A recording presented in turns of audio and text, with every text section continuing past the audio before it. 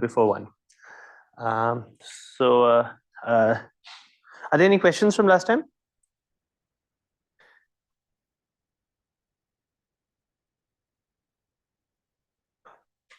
Okay, let me just remind you what we were doing last time. By the way, this is lecture 10 or lecture 9? Don't know. 10. Okay. Okay.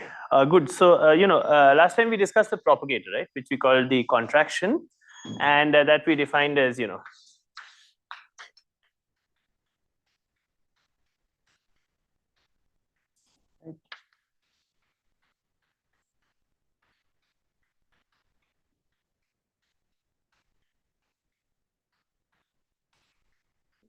and this goes by various names, also called the Feynman propagator.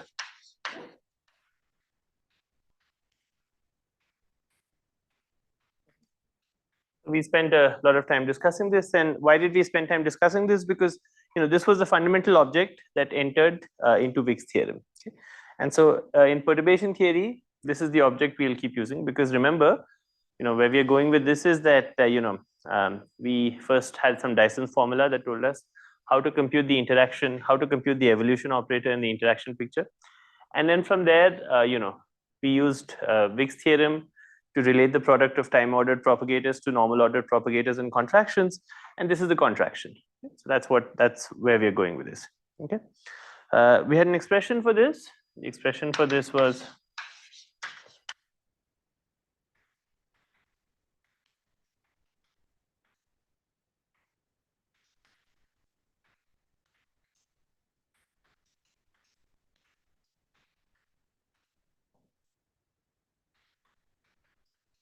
okay. We also evaluated this last time. Yeah. Okay. Are there any questions about this? Remember, last time we said, I told you why this expression was the same as this expression. Okay. And the way we did it is we said, look, the I epsilon gives you a prescription. It shifts the poles of the real axis. If you look at the P0 integral here, well, the P0 integral has some poles in the real axis, right? Because it has poles at P0 squared is equal to vector P squared plus M squared. Okay? But the I epsilon shifts the poles off the real axis. Okay? So there's potentially a singularity in the integral, but the I epsilon tells you how to deal with the singularity. Yeah. Actually, is it okay if you switch off the AC and open the doors? That's fine, right? Yeah. Usually I like the AC, but this is yes, switch this off also.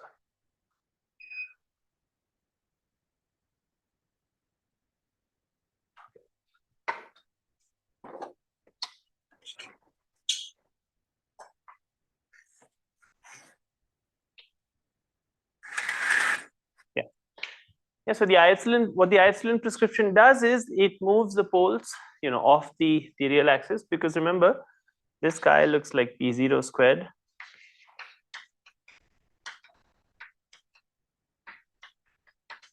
So this is positive, but this is some other sign, okay? And so you see there's a pole here, and this gives you a way to deal with the poles. Yeah, okay.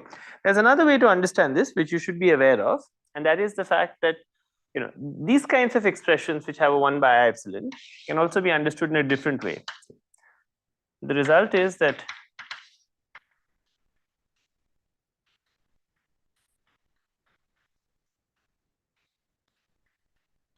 okay, where this is called the principal value. Okay. What does this mean? What this means is that this is the same thing as what we said before. It's not very different. These things are called distributions sometimes, both the principal value and the delta function. And what does it mean? What it means is that this is giving you a rule for how to do an integral with some other function, some smooth function f of x. Okay. So say we are integrating f of x.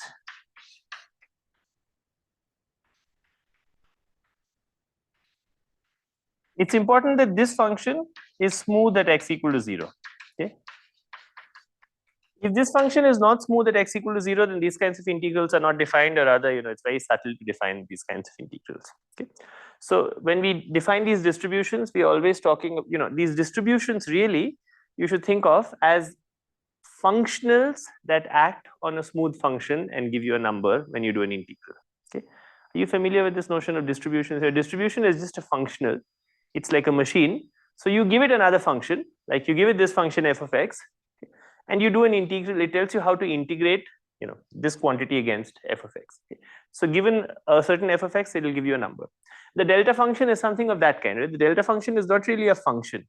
What the delta function is some machine. So you give it some function f of x, and it will give you f of 0. Okay, so it pulls out f of 0. You give it different function, it will pull out different value at 0. Okay. So really, these things only make sense inside integrals. Okay. And similarly, the I epsilon also only makes sense inside an integral. Right? If I just write p square minus m square plus I epsilon, what does that mean? Right? Point-wise, it's the same as p square minus m square. What it means is it's a rule for integration, same way. Okay. These things are also just rules for integration. This is just another way of writing the same thing. Okay. So what does this mean? What this means is if you're trying to integrate this kind of function, and there are two things you should do. First, you should pull out minus infinity to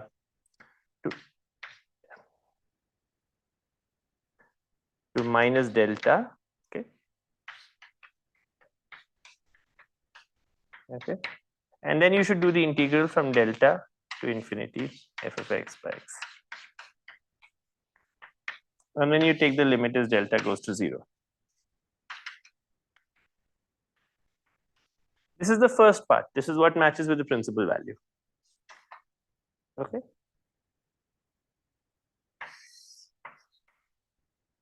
Okay. And the delta function, you know what it is, right? So the remaining part is plus I pi into f of 0. Okay. This is this part.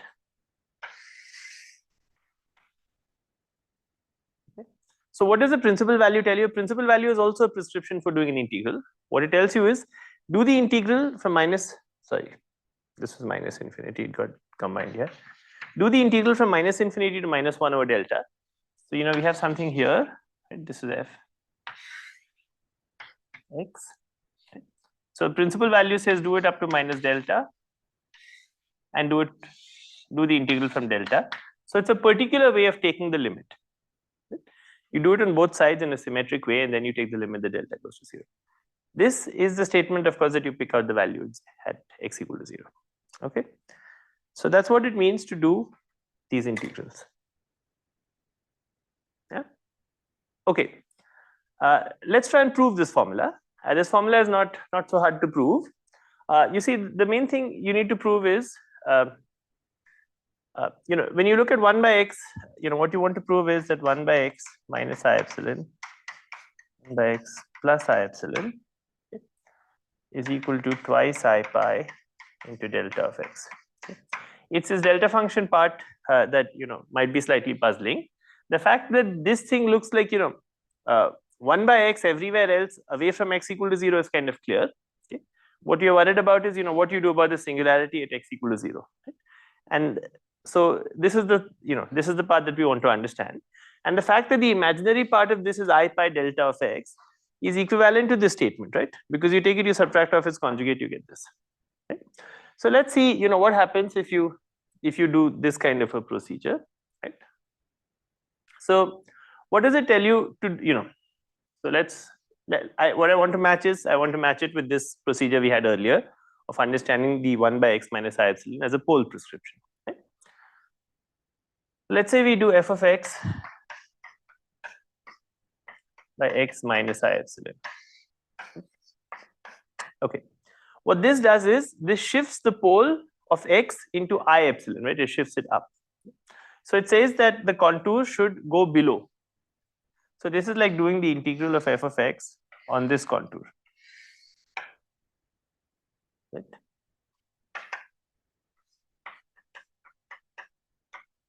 On this contour, right?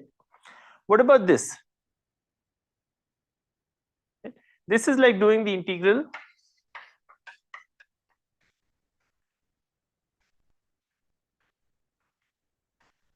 it's like doing the integral of f of x by x, integral of f of x by x on this contour. Right? Is that clear?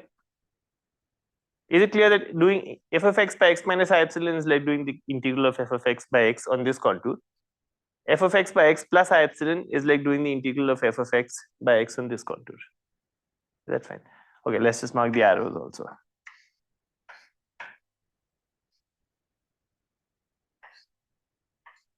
Right? Okay, but now we have to subtract the two. You see? Okay, so when you subtract the two,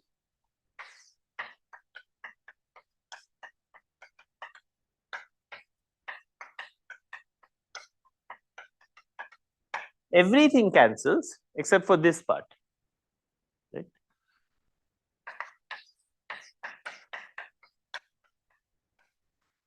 Where C is this contour, right?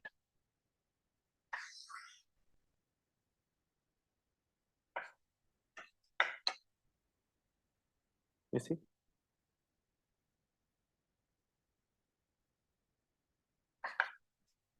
Do you see this? But what is the integral of f of x by x on this contour? It's a closed integral, right? And what there's a pole at x equal to 0. So you just pull out the residue of the pole. Remember, we said f of x was smooth. It was important that f of x was smooth. Right? So f of x doesn't have any singularities at x equal to 0. So what's the residue?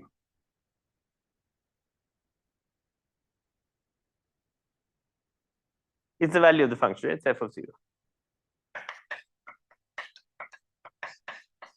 Which is indeed what we said. Right? So the fact that this gives you the residue theorem and this matches. Okay. So there are two ways to understand this I epsilon prescription. One way is as a prescription for doing a contour integral.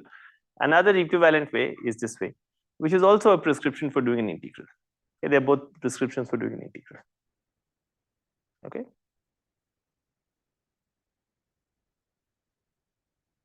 And you can see, the remaining part is clear, right? Because when we say we are doing the integral this way, this is what we mean. We do the integral up to delta, delta, and go down. So that's what the principal value tells you to do. Okay, good. Is this clear? So this I epsilon prescription, this is something you should understand well, and you should understand both ways of thinking about it. Sometimes in QFT textbooks, this way is emphasized, this is explained, but this is not explained, but you should be familiar with this. Right? You should know that this is a completely equivalent way of writing things. Yeah. Okay, good.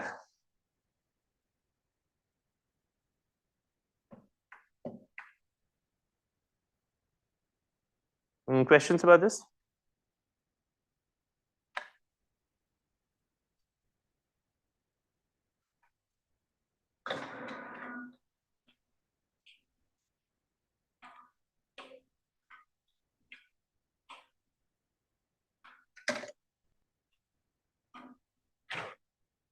Okay, remember, this propagator has another property, which is that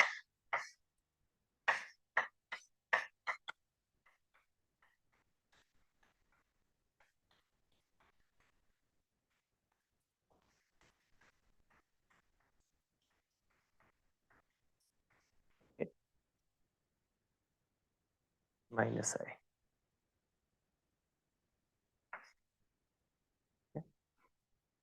Okay, this is something you proved in your assignment, right? So do you all know how to prove this, or?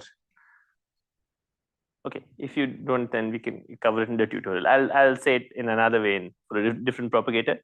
Okay, but this was an assignment problem. Okay, notice here I've written phi I x and phi I y, but really in the assignment what you had was free fields, and so free fields, phi i's and phi x, phi i's behave exactly like free fields. Okay? They obey the same equations of motion. Yeah. Okay, very good. Now let me notice another interesting fact, okay, about the propagator. So let's go back to this propagator, and remember, what did we find about this propagator, right? What we found was it looked like, let's just go back to that expression, right? And what does that expression tell us to do, right? I want to just go back to that expression.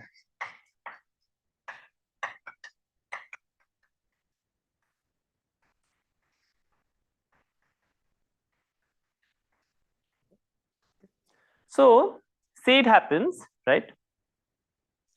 Say x0 minus y0, okay, is larger than 0. Okay. Then, we have e to the I p0 into x0 minus y0. Okay, so you're allowed to complete this contour through the upper half plane, right? And when you do that, you pick up the pole for positive p0. Okay. So the poles here look like p0 squared minus p squared minus m squared plus I epsilon. Okay. So p0 squared minus omega p squared plus I epsilon. Okay. So the poles sit at p0 is equal to omega p. 1 second. Epsilon. Sorry. So one pole is at p0 is equal to omega p minus I epsilon, and the other pole is at p0 equal to minus omega p plus I epsilon. Okay. Sorry. I said something wrong. I think I should put a minus sign here, and then what I said will become correct. Okay. So when x0 minus y0 is larger than 0, then you can complete this through the lower half plane, and you pull out the pole at you pull out this pole. Okay, because this is the pole which sits in the lower half plane. Okay. On the other hand, when x0 minus y0 is smaller than 0, then you pull out this pole. Okay. So we get pole at p0. Okay.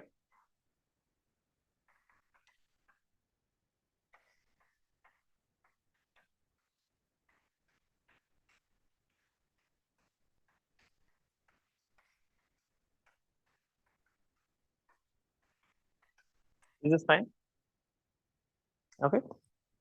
Okay. So the point is that you can write the Feynman propagator, okay, as this guy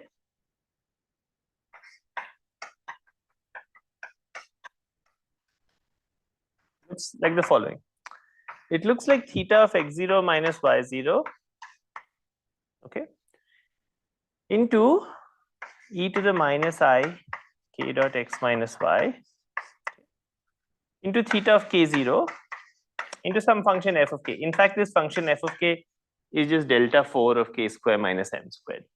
Okay, it doesn't matter what that function is, because I want to focus on a different part. Okay. d4k multiplied to the 4 plus another part which looks like theta of y0 minus x0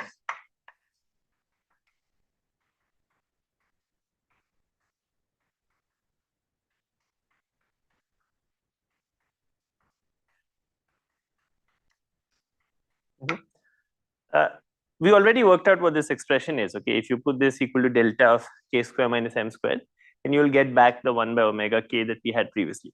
What I want to focus on is the combination of the fact that when x0 is larger than y0, then k0 is positive. When y0 is larger than k0, then k0 is negative. Okay. What I want to focus on is this correlators, this combination. Okay, this is the statement that the Feynman propagator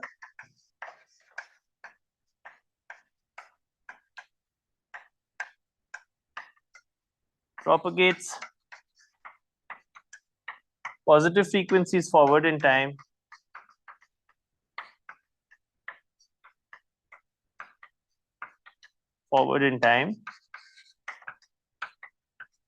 and negative frequency backward in time. Okay, you will often hear the statement, and this is what it means.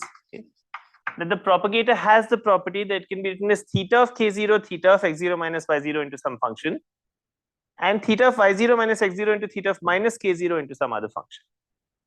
Okay, so if you look at the Fourier transform of the propagator, it has this property, it has this combination. Okay, do you see this fact? I see some blank faces, so no? You all see this fact? Okay. You don't see it, or you do or you don't? Okay, good. Okay, so Yeah. So this is, this fact that the theta function comes together with, with the theta function energy and the theta function time come together is what leads to this property. Yeah? Feynman propagator is one kind of propagator. You could think of the anti-time ordered propagator. The anti-time ordered propagator would be something which has minus epsilon, and that would do the opposite. It would propagate positive frequencies backwards and negative frequencies forward. Okay. Okay, so this is one kind of propagator which we have. Okay, there are other kinds of propagators. In fact, last time there was a question about the retarded propagator. So let's look at that one as well. Do you guys know what the retarded propagator is? Can someone say what the retarded propagator is? Can someone tell me what the retarded propagator is? Huh? Sorry, so you have to speak louder over this, yeah. Hmm.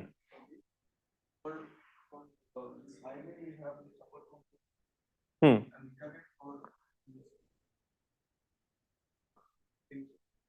But why is it called the retarded propagator? I mean, there's some contour prescription and so on, but why, the Feynman propagator has that property. Right? It propagates for something forward in time, something else backward in time. What is the retarded propagator?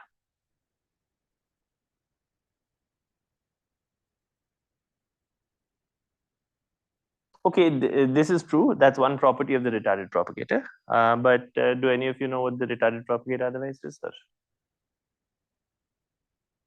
Okay, so let's discuss a different propagator. This is a propagator you have studied actually. You have studied this propagator because you studied this propagator in classical electrodynamics. Have you guys have all done classical electrodynamics? Okay.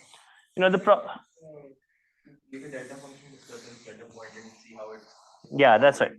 That's right. So that's yeah, that's right. So right. So the retarded propagator is indeed is that right?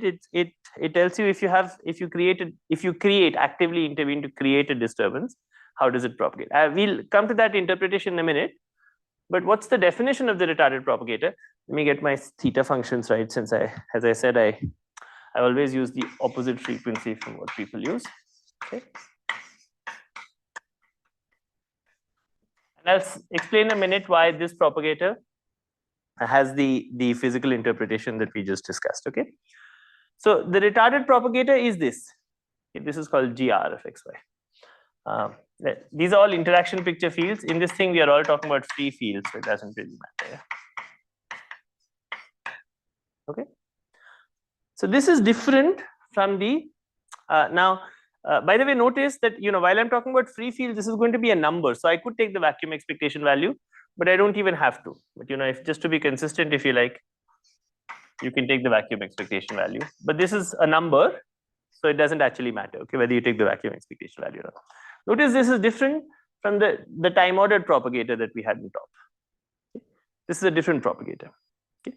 However, it obeys the same equation of motion as a time ordered propagator. Okay?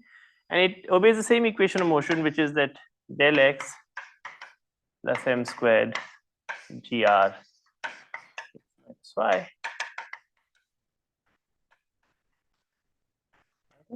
Okay, let's check that this is really the case.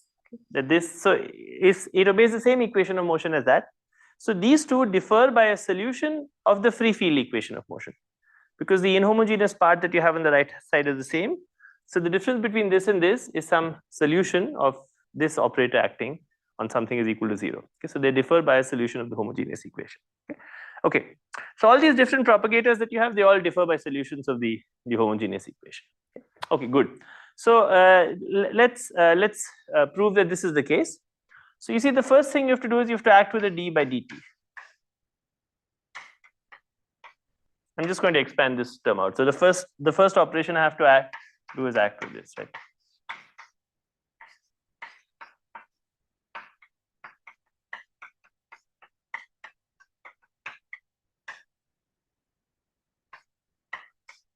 Okay.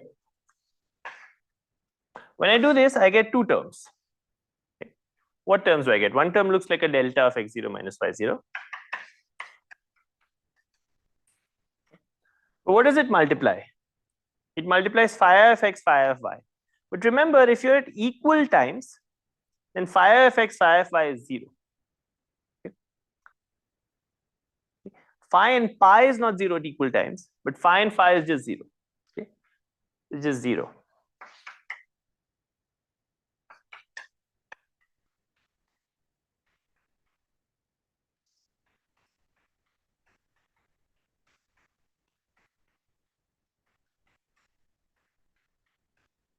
Okay.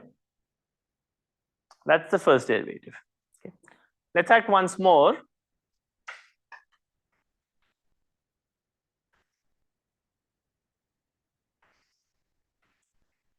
The derivative of 0 is 0. Okay. We have one more.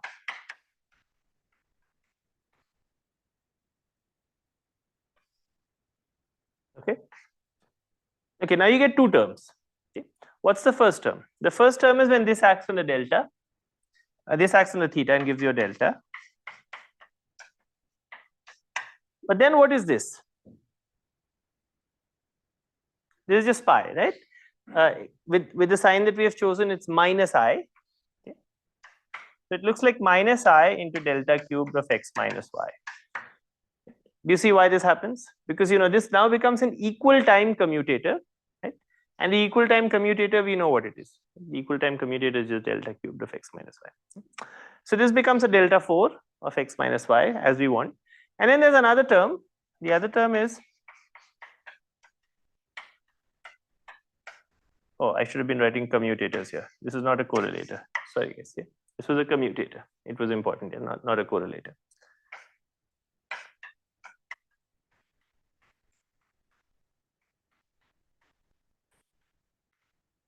Okay, this is something we don't know how to evaluate this. It's at all kinds of times, but it's just sitting there. Okay. But now remember, there are other terms in this derivative. Okay. The other terms are what? The other terms have minus del x squared, okay, plus m squared.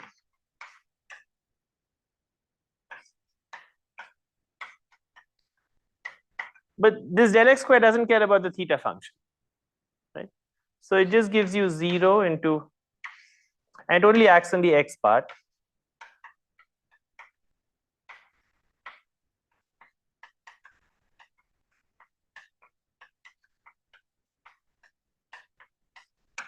Right? But now combine these two. This term has a d phi I double dot, which is a d by dx0 squared. This has a minus dx squared. So this and this is just a box acting on phi ix. So it's a box plus m square acting on phi ix, but box plus m square acting on phi ix is 0, right? Sorry, and there's a theta. The theta is sitting here. So this term and that term combine, okay, which leads to this answer. Do you see where the answer comes from or not? Because the delta function, we got this delta function here, and we have this term and this term will combine, they'll give you 0, so you'll be left with this. It's the same equation that the time ordered propagator obeys, okay? But they're not the same. Okay? The propagators are not the same.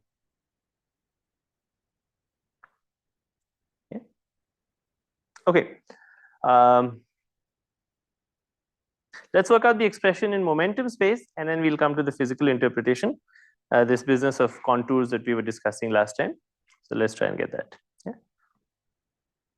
Okay.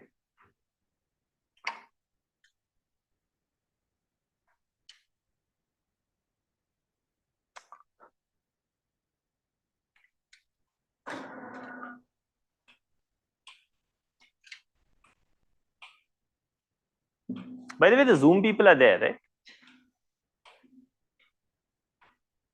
Not there? Is there somebody on Zoom or not? Yes, yes. Okay.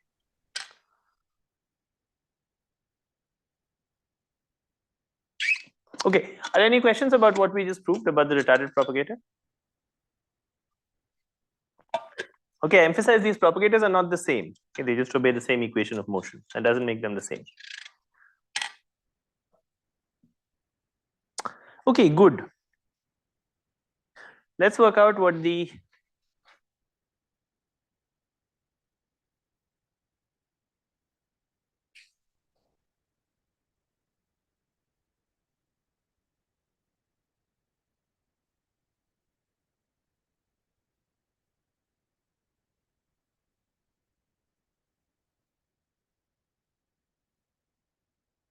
Okay, let's work out what the expression momentum space is.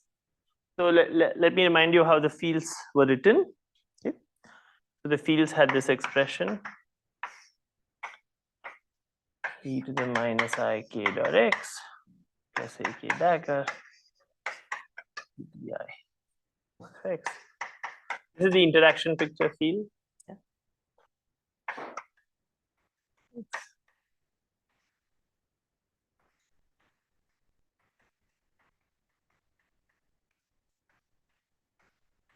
Okay. Okay. So we have to work out what the commutator is. The theta function is just going to go along for the ride. Okay, it's just going to multiply something out as a whole. Let's just work out what the commutator is.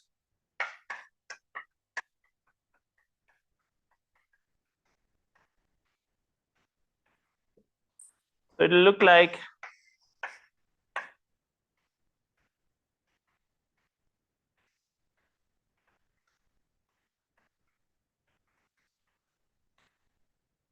plus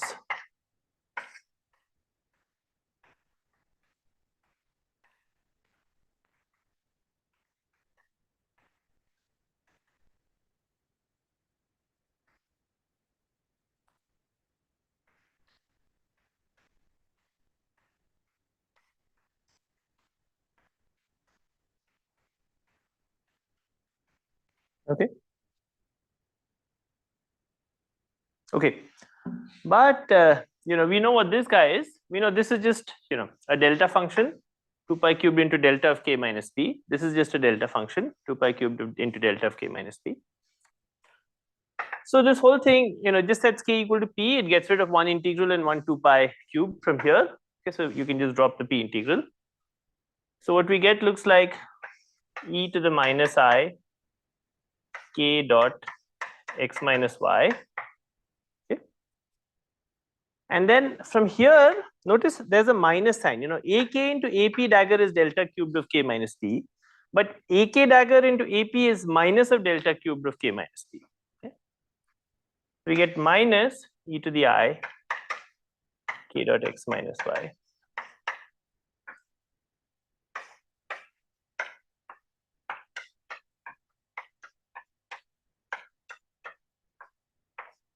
Okay, so that's the expression that we found in that we'll find in momentum space.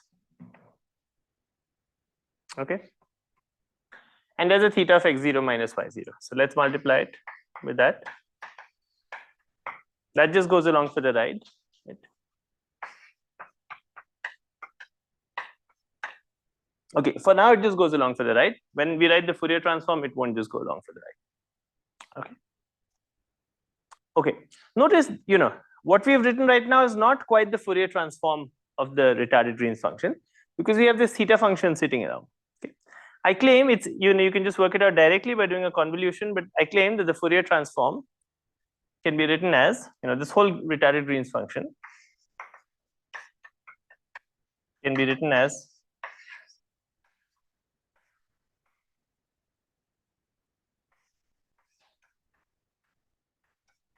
get my I epsilons correct. Plus I epsilon. Okay.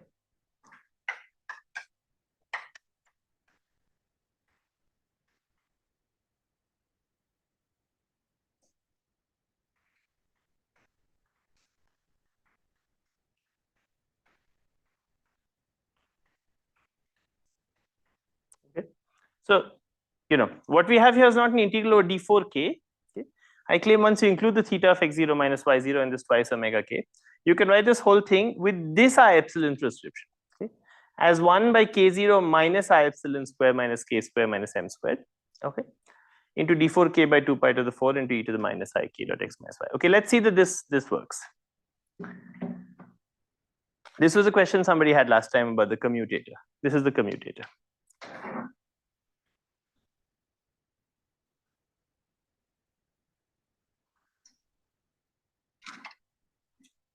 By the way, the expression we found above, just for the commutator without the theta function, is also the expression that we used earlier to show that there's no support outside the light cone. Okay. Remember, we said in the case when x and y are space-like separated, you can go to a Lorentz frame. You go to a Lorentz frame where the time is equal, then you have e to the minus ik, e to the ik, and because the integral in k you can just switch. You can take k to minus k, therefore those parts of the integral are the same. So you can see from that expression on top, there's no support outside the light cone, which we discussed. And now there's this I epsilon prescription, which was asked last time. And we can see how this will give you the same as that. Okay, that's what we want to check.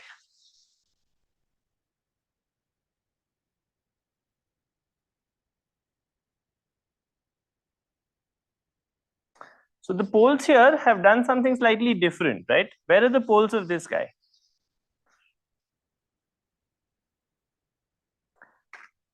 That thing that's hidden under the board. Okay, where are the poles of that guy? Okay, the poles of that guy are at k. Remember, it's k0 plus I epsilon. Okay? So the poles are at plus or minus omega k. Okay, but because it's k0 plus I epsilon, the pole is always at this minus I epsilon. So both poles have got shifted below the axis. Okay, so the poles at omega k is gone here. It's gone to omega k minus I epsilon. The pole here has also gone to minus omega k minus I epsilon. Okay, so both poles have got shifted below the axis. It's like saying that you do the contour. If you want to write it in contour ways, it's like saying you do the contour on this way, on this contour. Okay. Shifting the pole below or pushing the contour above is the same thing. Okay. So that's what this pole prescription is telling us. Okay. Okay. Let's see that this works. Right now, I'm just claiming that's the pole prescription. So see, look at the case when x0 minus y0 is larger than 0. When x0 minus y0 is larger than 0, then you're allowed to complete the contour in the lower half plane, because x0 minus y0 is larger than 0, right? So you can take k to have a negative imaginary value because you have e to the minus ik. Okay? So when you do that, you pick up the contribution from both poles. Okay? What is the contribution you pick up from both poles? Well, from one pole, you pick up the contribution which is this contribution, with a residue which is 1 by twice omega k. In the other case, you pick up the contribution which has a residue which is 1 by minus twice omega k. Okay.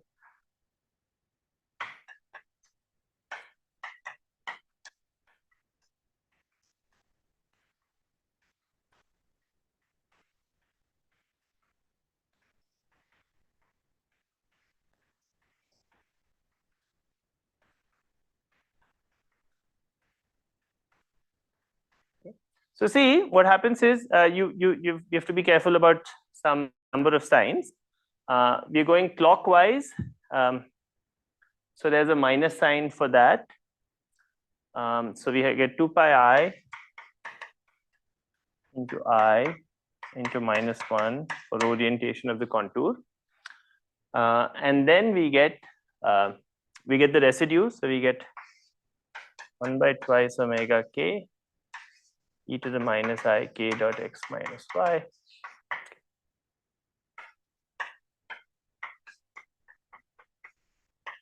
This is the contribution from one pole. Okay. And then you get the same contribution with the opposite sign, of course.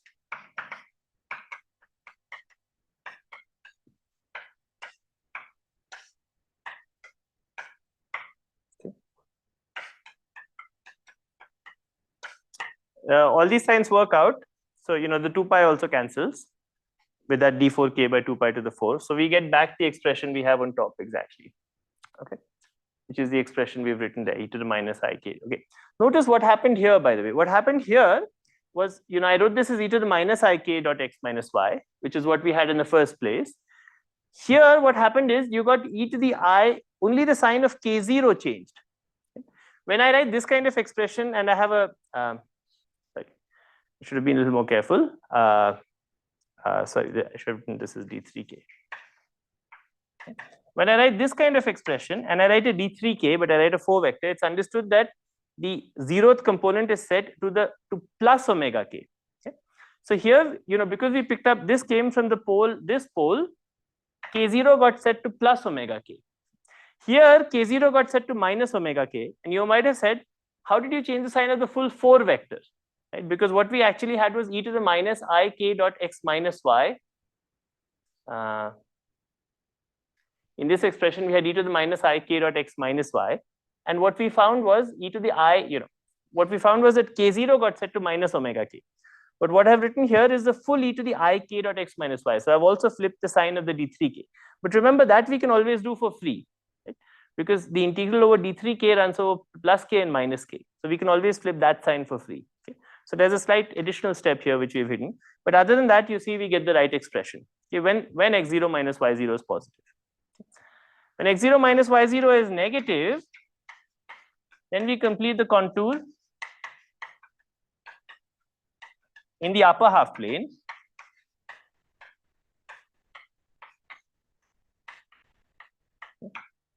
And get 0 because there are no poles there. Which tells you exactly that the answer is theta of x0 minus y0 into that, right? Because when x0 minus y0 is positive, you get the answer that you have there. When x0 minus y0 is negative, you get 0. Okay. So you see that this retarded Green's function with this pole prescription gives you the correct answer, okay, for theta of x0 minus y0. There's an advanced Green's function. The advanced Green's function is where you write theta of y0 minus x0. Okay, so how does if you think of, let's say you put y at the origin and you think of the x plane. This is the retarded Green's function. It has support only in the forward light cone. The advanced Green's function would be the opposite. It would have support only in the negative light cone. Okay. What would be the pole prescription for that? That's right. So you'd use 1 by k0 minus I epsilon squared. Okay. But you use 1 by k0 plus I epsilon or k0 minus I epsilon, tells you where you have the retarded Green's function or the advanced Green's function. Yeah. Okay, good. What else did I want to say?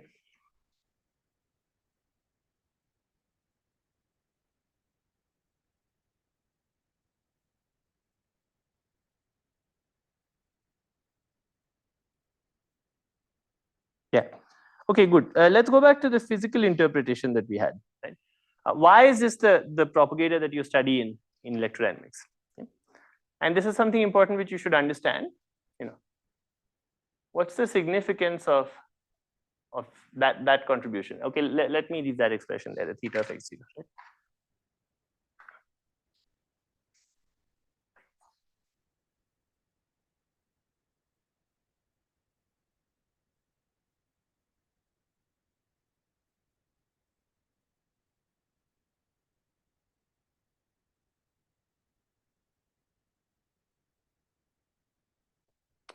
So you see, in quantum mechanics, we are allowed to turn on sources for fields.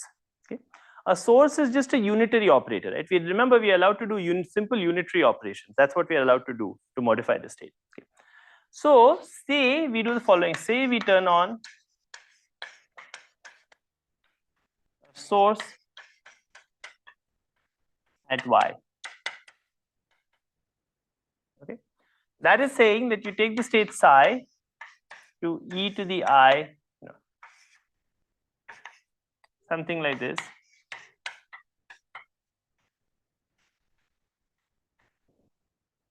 So it's saying you make a modification of the state. It's like, a little bit like saying you add this for a short time to the Hamiltonian. Okay.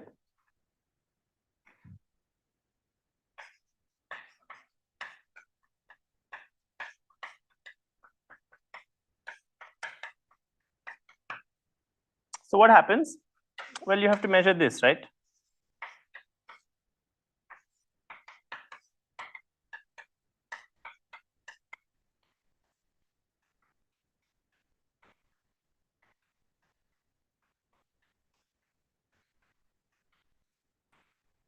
And you want to actually ask about what the change in the expectation value is.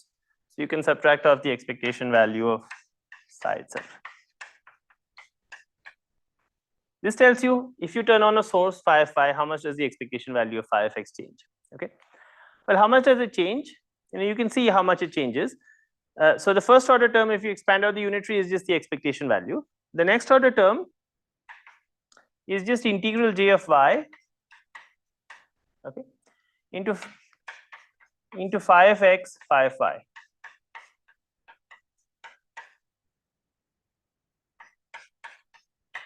right? However, it's important that, think of the physical process that you're doing. The physical process is I turn on a source at this point y. So I modify the Hamiltonian around the time y. So this cannot have an effect for x0 smaller than y0. The effect is only after I turn on the source, not before I turn on the source, right?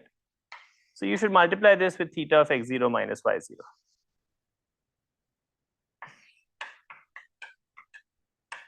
Right? This whole effect happens only when. So you see here the retarded Green's function appears, and there's plus an order j square term. So GR tells us, the response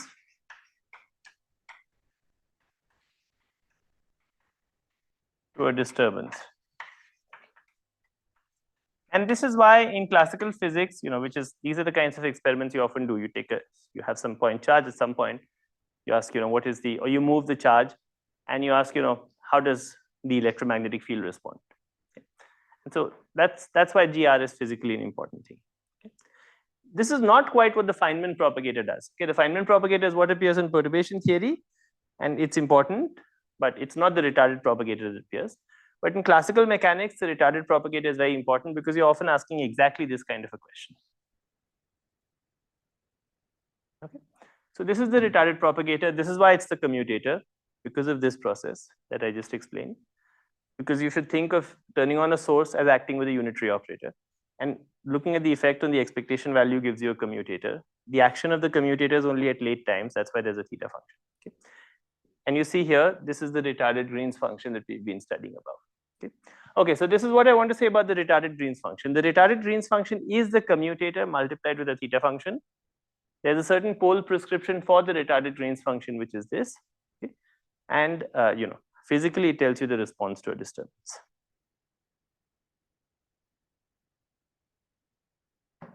Okay, good. Are there any questions about this?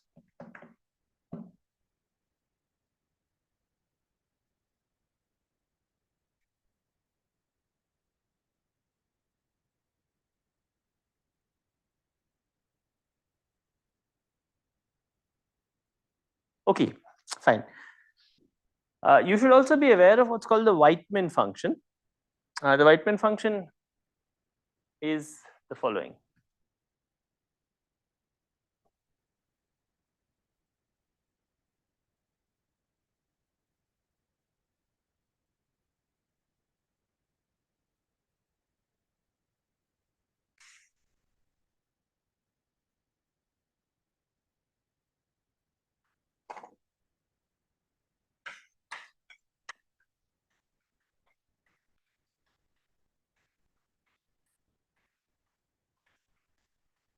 You just multiply two fields and take the expectation value. It's literally the 2-point function.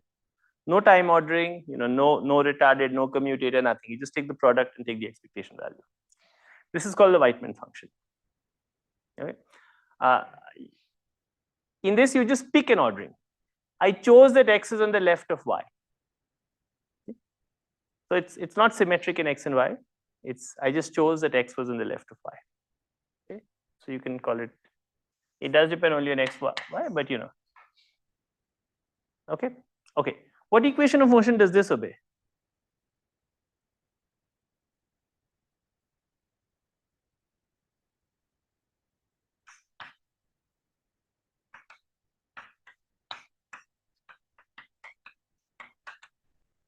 Yeah, it's 0. There are no theta functions. So the del just acts on the phi of x, right? So this Weinberg function obeys the homogeneous equation of motion. It doesn't, both the retarded and the Feynman propagator obeyed the inhomogeneous equation. This just obeys the equation of motion 0. Okay, let's work out what this guy is in momentum space. So, we again, I had an expression, but it's there.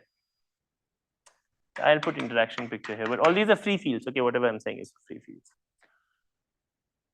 So what's the Weinberg function? We have phi I of y, but remember there's only one term of phi I of y that's going to survive, which is when the creation operator acts on y. You see that? The creation operator from y acts on the vacuum, and here only the annihilation operator can act. Right? So we'll just get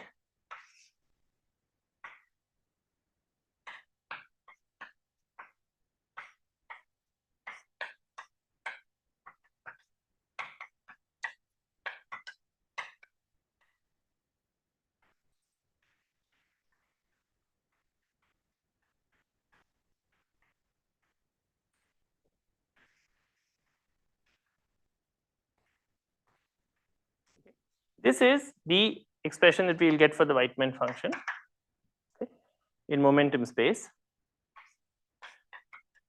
And as usual, this is just going to give you a 2 pi cubed into delta of k minus p, right? So we'll get t dot x minus y.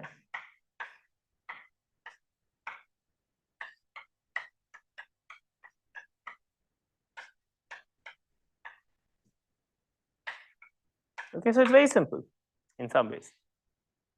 That's it. That's the answer for the Weightman function. Okay, doesn't have any other terms. Okay, we can go back and ask, how does this look like as an integral of d4k? Any guesses? So let's say I want to write this as d4k. Remember, this is integral of d3k, k0 has been set to something, right?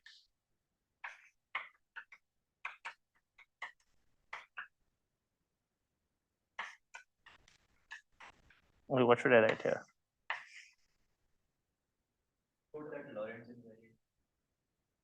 That's right. That's right. It's a delta function. So, okay, that's a good guess. Is this correct? But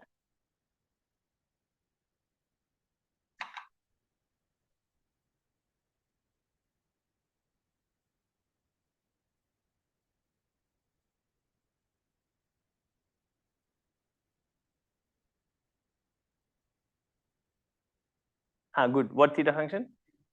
Excellent. Excellent, right? So we need, right? So this is the answer for the Weightman function. Right? You need theta of k0. Why do you need it? Because, you know, here, if when you looked at this expression, it was only positive frequencies that were appearing. Right? This k was only set to k0. Why is that happening? Because remember, you know, you pick the annihilation operator from here and the creation operator from here. Okay? So there was no other term like you had in the other cases where you had both positive and negative frequencies. It has only one kind of frequency. That's why you have theta of k0. Okay.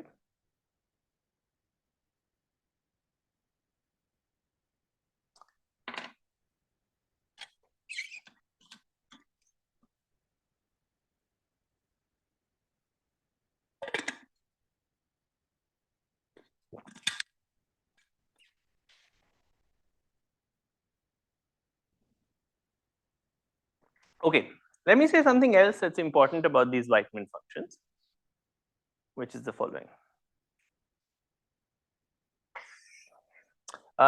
You know, what we had right now was some statement about the Weightman functions in the free theory.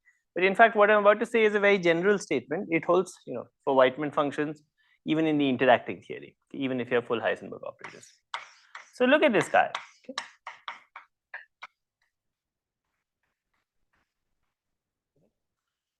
You can insert some complete set of states in the middle. In fact, we already evaluated it. You already found this. Let me just say the same thing in another way. Okay. Let me write this as a sum, since actually the measure is not important. Okay, so there's a measure and so on. When you insert the complete set of states, we know what it is. But I don't want to focus on that. I want to focus on a different part. So let me write it as a sum.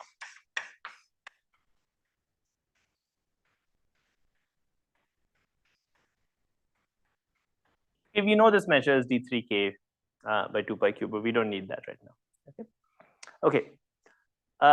Just notice I can always do this. And when I do this, I can write this as into e to the minus ik dot x 0, 5, 0, 0 e to the I k dot y into k 5, 0, 0. Okay. In fact, this is what we did have here. We had e to the minus ik dot x and e to the ik dot y. Okay.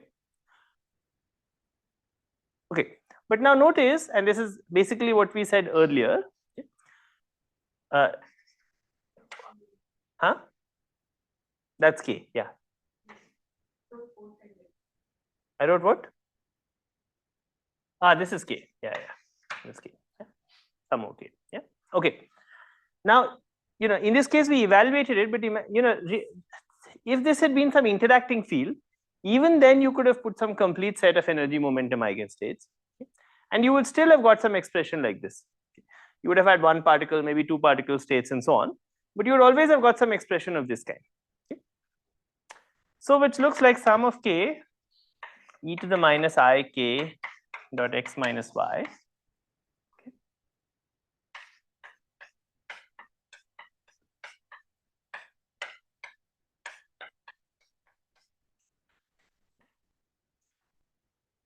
Now imagine what happens if you take x minus y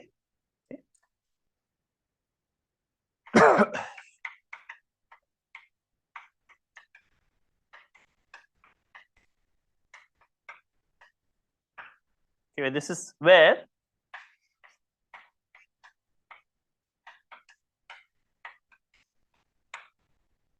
positive future directed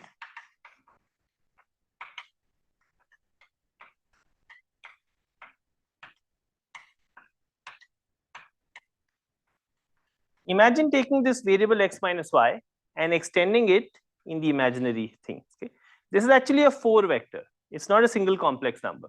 But just like you extend single complex numbers, you can extend the whole 4 vector in the complex plane. Okay?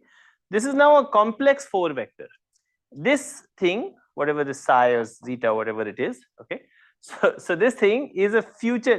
Let's call it Q. Yeah, sorry, my Greek is not very good. This Q, okay, is a future directed time-like vector. Okay, when you do that, this is minus IQ, this is minus IK. Okay, so W goes to sum of K e to the minus K dot Q, because minus I K dot Q. Okay.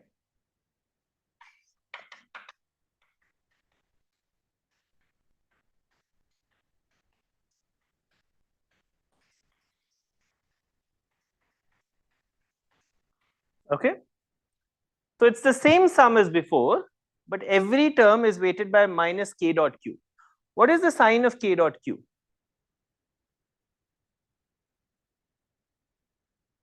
The sign of K dot Q is always positive. Why?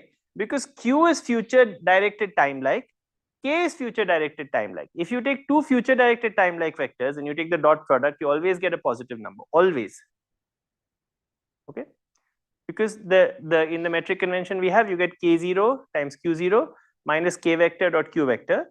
But K0 times Q0 is always larger than K vector dot Q vector in mod, right? Because K0 is larger than mod of K vector and Q0 is larger than mod of Q vector, right? So this is always, so this whole thing, because you have minus of this is always, this is improving the convergence.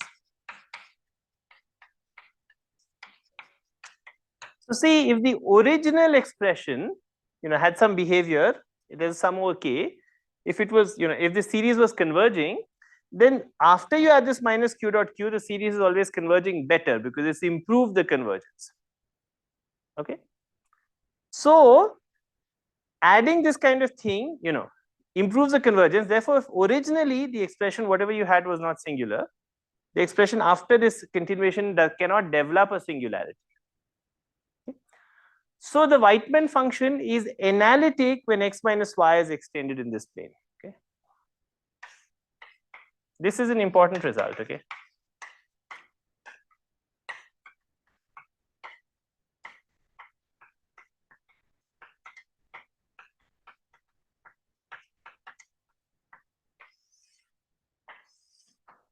Okay.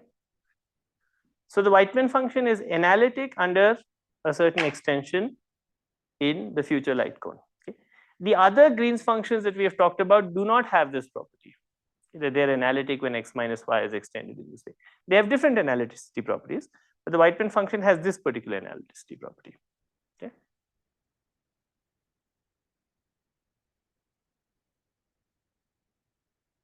Okay, and this is some result that's true also, in the general in the interacting theory, because all we needed here was that what appeared in the middle was something which was future, was something which was a time-like and future directed vector.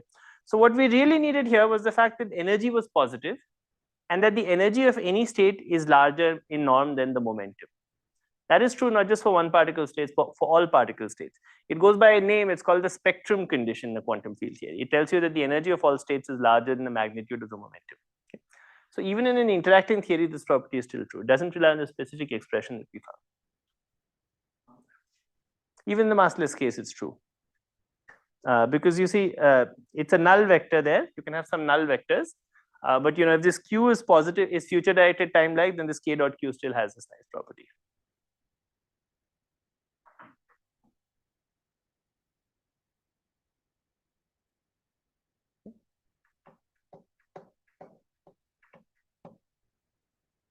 Okay, good. So that's what I wanted to say about propagators. Are there any questions about that? Now we'll do some perturbation theory.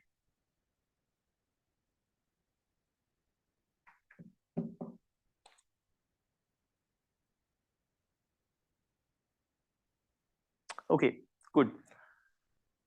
So should I erase all this about propagators? Maybe let's push this up.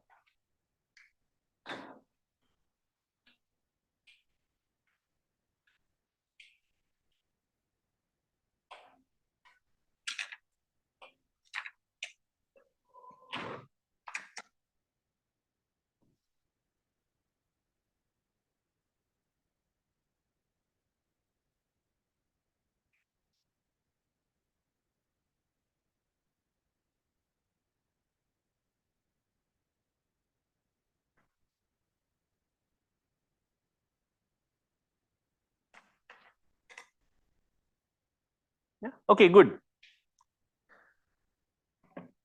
So now I want to switch gears completely and go back to perturbation theory. And I want to say, this is what I'm about to say right now is not conceptually, what we're discussing right now is conceptually important. By the way, I should point out some of the standard textbooks, it depends on which textbook you look at.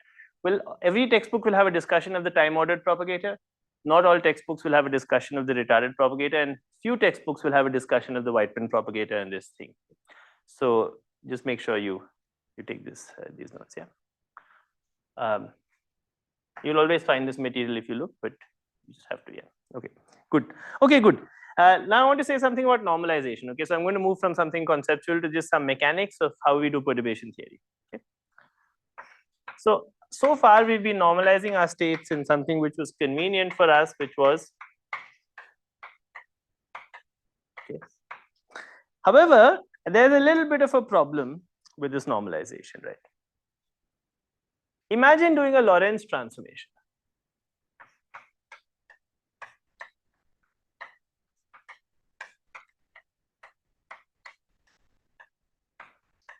So Lorentz transformation, let's parameterize it with lambda. We actually know it's parameterized by these different parameters that we discussed, right? There's a boost and there are rotations and so on. We discussed Lorentz transformations when we discussed the stress tensor.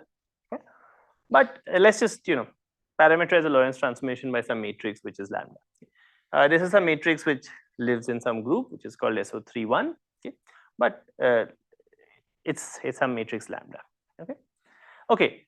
So we expect in the quantum theory that this Lorentz transformation will be represented by a unitary vector. So there'll be a unitary matrix. So there's some unitary transformation that corresponds to this. Okay. However, with the normalization that we have,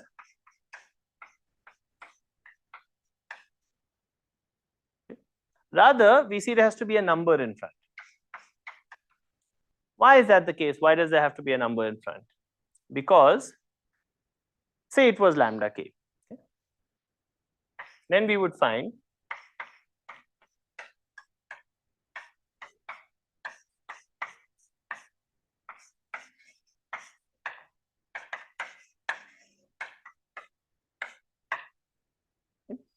this is just true because this is a unitary vector.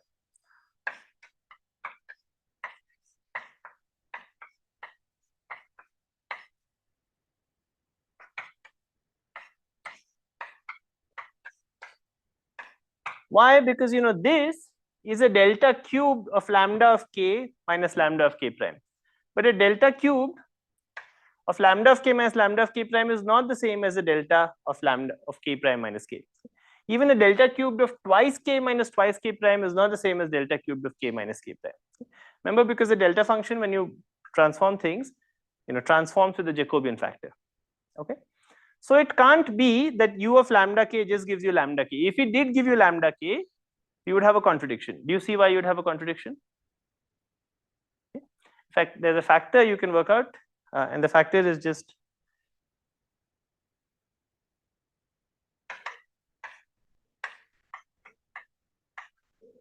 the zero component of k divided by the divided by the zero component of lambda k. Okay. So that's not so great. Now there's nothing wrong with this normalization, but in this normalization the unitary vectors don't take this just to lambda k. Rather, they have to multiply it with some additional number so that you get things right. Okay, good. So we'll use what's called a Lorentz invariant normalization of states as we do perturbation theory. This is just a question of convenience. Okay, and we can in fact guess what the Lorentz invariant normalization should be. We can guess it from the manipulations we've been doing above by realizing that so far we can also guess it from that expression that I wrote. This has been our Lorentz invariant, the completeness relation that we have, right? But you can write this as d4k by 2 pi cubed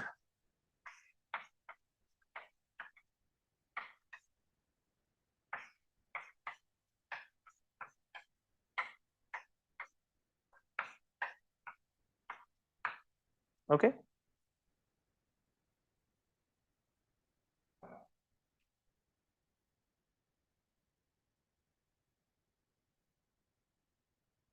Okay, so if we define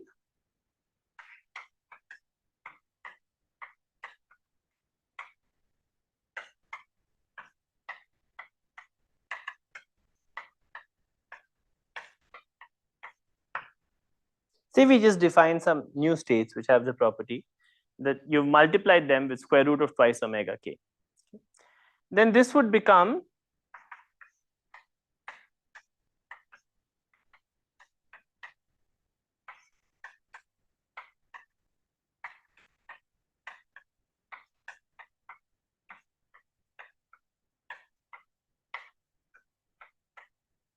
okay.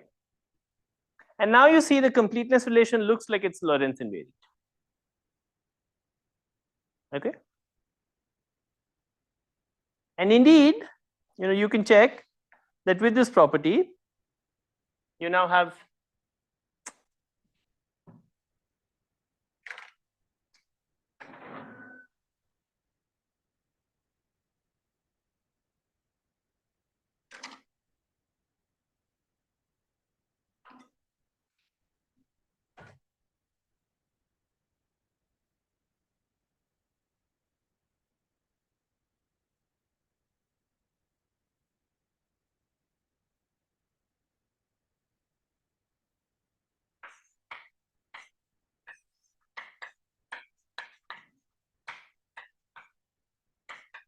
what should this be equal to? Exactly. Right. Now we've picked up some additional factor, okay, in the normalization into 2 pi cubed. Sorry, we picked up some additional factor in the normalization. Okay. However, we have the advantage that these guys transform nicely under. They do transform nicely under Lorentz transformations, and they give you. For this, it works. Why does it work? Because now if you try to get that contradiction that you have, you won't get the contradiction because you have this additional factor here. Okay, and it is true that with the additional factor, you will get on the right hand side delta cubed of omega, lambda k minus lambda k prime. You will get different value of omega. That will cancel the Jacobian you get in the delta function. Okay, So this normalization of states, or that normalization of states that we have here is, it's sometimes called a Lorentz invariant normalization. There is nothing that's wrong with the earlier normalization. Okay, you could do everything with the earlier normalization. There's nothing that's wrong, but this normalization has this nice property. The other normalization is that u of lambda times k gives you a, lambda k times a factor. That's all. Okay. Okay. This normalization will give rise, when we do perturbation theory, to some simple rules, some simpler rules. So from now on,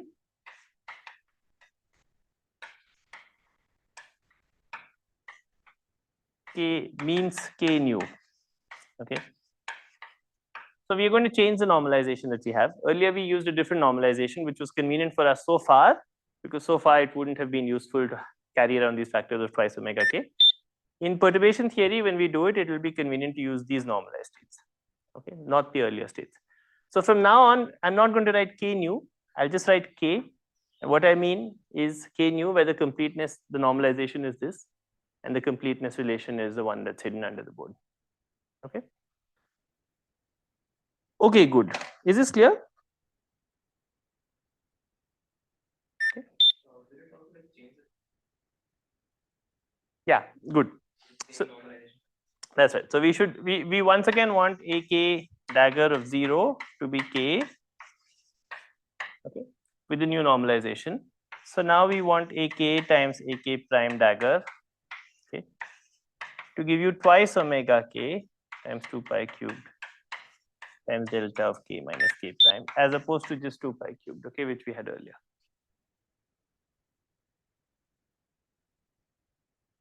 This relation is more fundamental in this. Is what? This relation is more fundamental. Uh, That's where the normalization is coming from. No, I don't know. Why is that more fundamental? This is more fundamental. Normalization, you can just redefine the states as like k dagger divided by normalization. What? You could just define the states k as okay. What's more fundamental? I mean, it's we chose this normal this for the states. This is the only way you can satisfy that. What do you mean? This is the only way? There are various things we are demanding by convention. We are demanding that a k dagger on 0 creates the state k without a factor. Where this is the let me write nu for now. Okay, just so that let me write nu.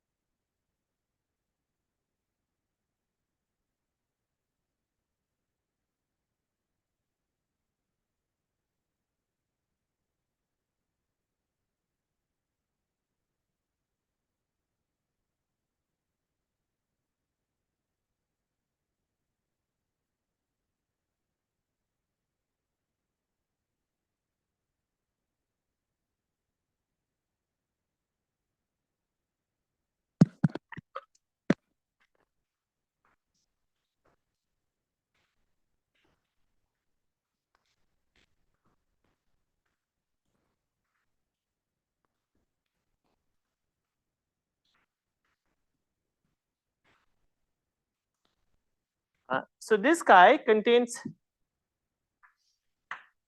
destruction operators for psi and creation operators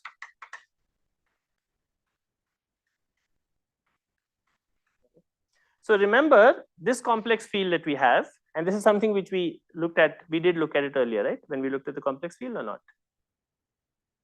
Did we not? Did we do this expansion in oscillators? At some earlier we introduced the complex field, right? And then did we expand it in oscillators? Okay, so let's say this is a complex field, right? How do you write the complex field? You remember the complex field was phi1 plus I phi2. Okay? So what we had there was, AK1 dagger plus I times AK2 dagger. There are two kinds of creation operators and two kinds of annihilation operators. I've forgotten if I did it explicitly or not. If I didn't do it explicitly, we'll do it next time. Okay. So there are two kinds of particles, right? Remember, where did this complex field come from? It came from two real scalar fields. So there are two kinds of particles. So there are two kinds of destruction operators and two kinds of creation operators. If you take the complex field and you expand it out in oscillators, then it contains destruction operators for psi and annihilation operators for psi and creation operators for the other kind of particle. Okay? These are the particles that are charge eigenstates. Okay? Similarly, psi dagger is a conjugate of this. It contains creation operators for psi and destruction operators for psi dagger. Okay.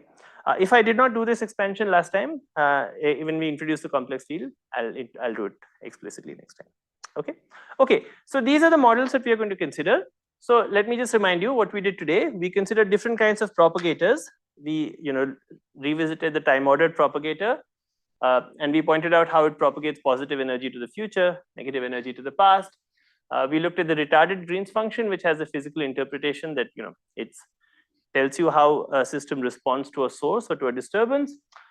Then we looked at the Weitman-Green's function, which is just a product of operators. It's not called a Green's function, maybe Weitman function. It has a property that it's analytic when these positions are extended in the complex plane. And then we've introduced this new normalization of states. Okay?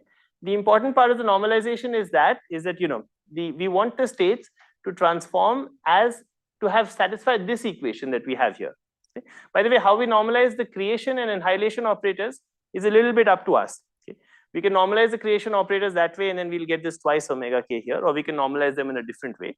The creation and annihilation operators will never really enter the expression. It never really enter our story. What enters the story is this fact, are always matrix elements of this kind. You take k and phi of x and 0, and the nice property of this expression, of this normalization, is first of all that is the key equation we wanted. But notice that the matrix elements of phi of x with k, nu, and 0, this is a physical thing. Why is this a physical thing? Because the normalization of phi of x is fixed. How is the normalization of phi of x fixed? It's fixed by the canonical commutation relations. Phi and pi gives you delta. Okay? So normalization of phi of x is fixed. It's fixed by this fact that we are not allowed to change. We can change the normalization of this. And with this new normalization, we find that 0 phi of x times k gives you e to the minus I k dot x. Okay. What we do with the creation annihilation operators, which I was worried about, is up to us. We chose to also redefine the creation annihilation operators so that they now have these relations. In this new thing, we get this kind of expansion, okay, for the field. And I said we are now going to consider two models, which is this model, which is a phi4, one real field self-interacting, and this model, which is one complex field psi interacting with one real field phi. There are actually three kinds of particles here because it's one complex field. Okay, so the oscillator expansion of phi looks like this, and oscillator expansion of psi looks like this. Yeah? Okay, so that's a summary of what we did today. Are there any questions about this so far, or we'll go on next time to discuss these interactions?